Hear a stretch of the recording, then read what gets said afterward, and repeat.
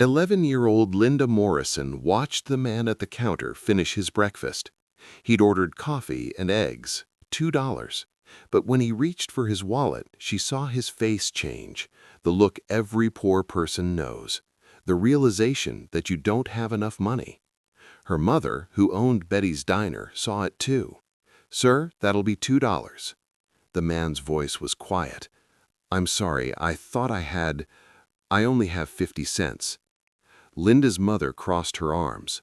"Then you shouldn't have ordered." Linda looked at the man. He was thin, tired. His suit was nice but worn.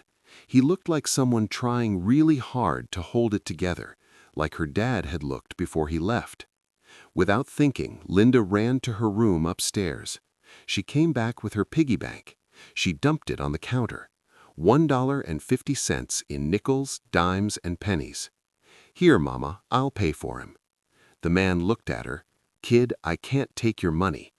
"It's okay," Linda said. "You look like you need it more than me. Just make your dream come true, okay?" The man's eyes got wet. He nodded. "I'll pay you back someday, kid, I promise." "You don't have to," Linda said. 24 years later, that man walked back into Betty's Diner.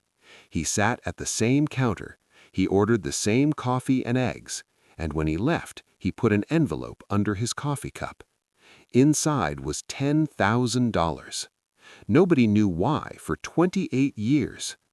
It was April 15th, 1979. Linda Morrison was 35 years old now. She'd worked at Betty's Diner her entire adult life. Her mother had passed away 5 years earlier, leaving Linda the diner. It was hers now, though that didn't mean much. The diner barely made enough to keep the lights on. Linda was a single mother.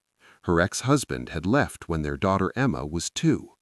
Now Emma was 8, and Linda was doing everything she could to keep them afloat, working doubles, skipping meals so Emma could eat.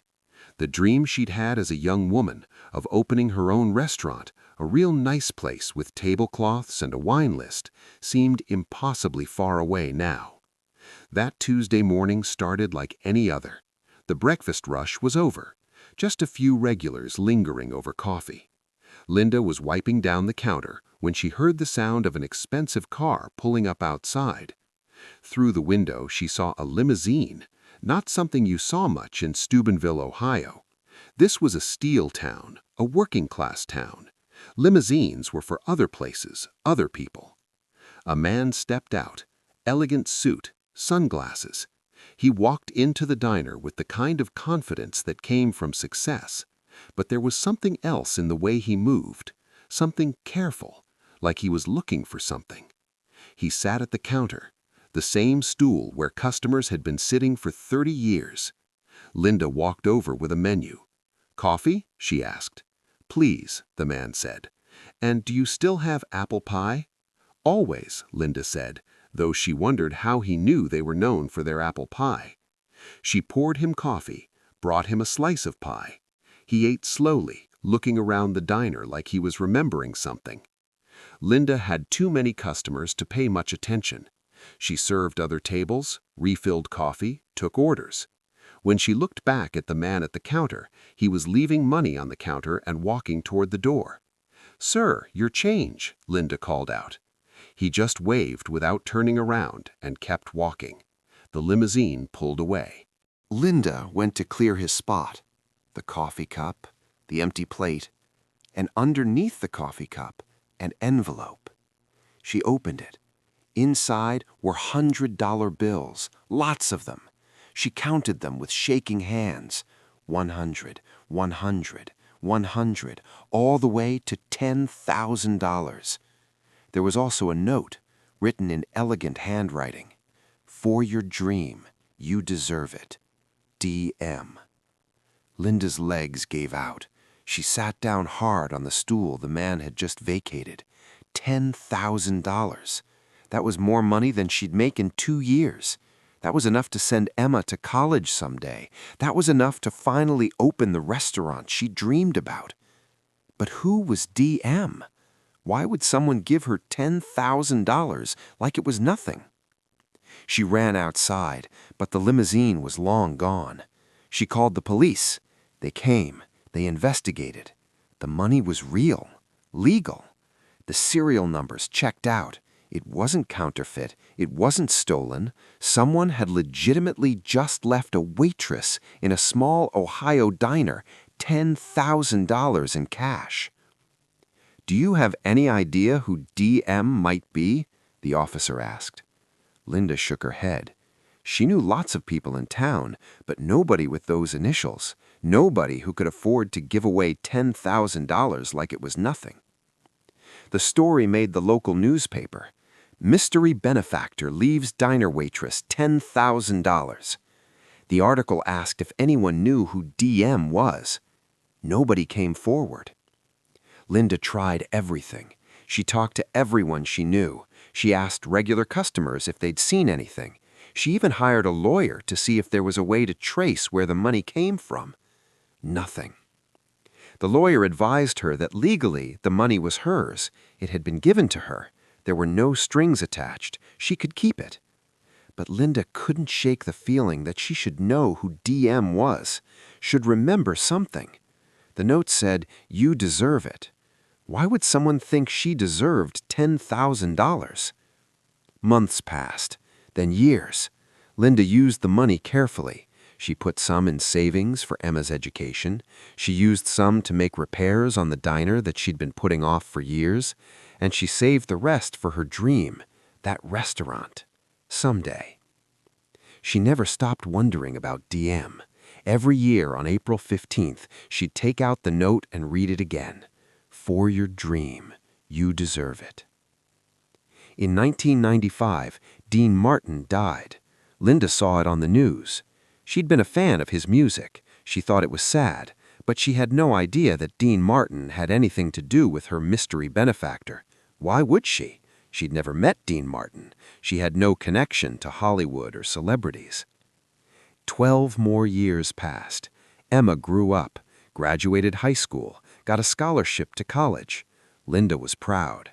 She was still working at the diner, still saving, still dreaming about that restaurant.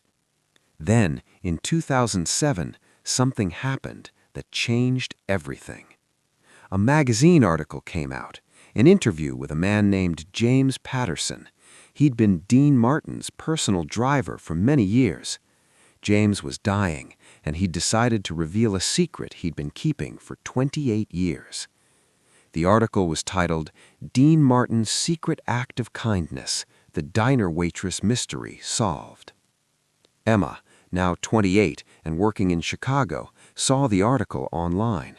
She called her mother immediately. "Mom, you need to read this," Emma said. "It's about you and Dean Martin." "What are you talking about?" Linda asked. "Just read it. I'm sending you the link." Linda read the article with tears streaming down her face. James Patterson explained that in April 1979, Dean Martin had asked him to drive to Steubenville, Ohio. Dean wanted to visit a specific diner, Betty's Diner. Dean went in alone. He was inside for maybe 20 minutes. When he came out, he told James to drive away quickly.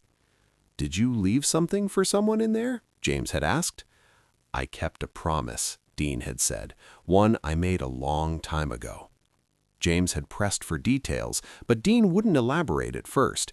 It was only later, after several drinks one night, that Dean told him the whole story. In 1955, Dean Martin wasn't famous yet. He was still Dino Crocetti, trying to make it as a singer. He'd had some small success, but nothing that paid well. He was driving through Ohio, going from one small club gig to another, and he was broke, completely broke. He stopped in Steubenville, his hometown, and went to a diner, Betty's Diner. He was hungry. He'd barely eaten in 2 days. He ordered breakfast, coffee, and eggs, $2. But when the bill came, he realized he only had 50 cents in his pocket.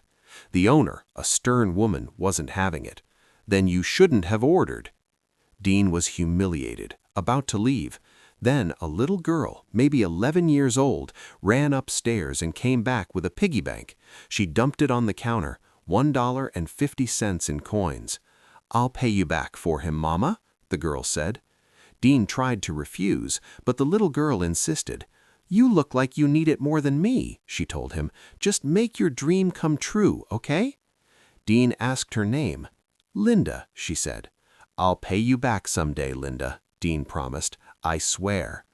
"You don't have to," she said with a smile. Dean never forgot that moment, that little girl who gave him everything she had, her entire savings, so a stranger could eat breakfast. 2 weeks later, Dean got his big break. He met Jerry Lewis. Martin and Lewis became the biggest comedy act in America. Dean became a star, then a superstar. He made millions. But he never forgot the little girl in Steubenville who'd given him $1.50 when he had nothing. For years, Dean tried to find her. He knew her first name was Linda. He knew the diner was called Betty's, but that was all he knew. He hired investigators, he asked people in Steubenville, but there were lots of Lindas. Lots of people had worked at Betty's over the years. Finally, in the late 1970s, one of Dean's people found her, Linda Morrison, still working at Betty's diner. Her mother had died. Linda now owned the place. She was a single mother, struggling to make ends meet. Dean decided he needed to pay her back. But he didn't want recognition, he didn't want publicity, he just wanted to keep his promise to that little girl who told him to make his dream come true. So in April 1979, Dean drove to Steubenville. He went into Betty's diner. He ordered coffee and pie. He sat at the counter and looked at Linda, now a woman, serving customers just like her mother had. He wondered if she remembered him. Probably not. She'd been 11. He'd been just another broke customer, one kindness among hundreds she'd probably shown over the years.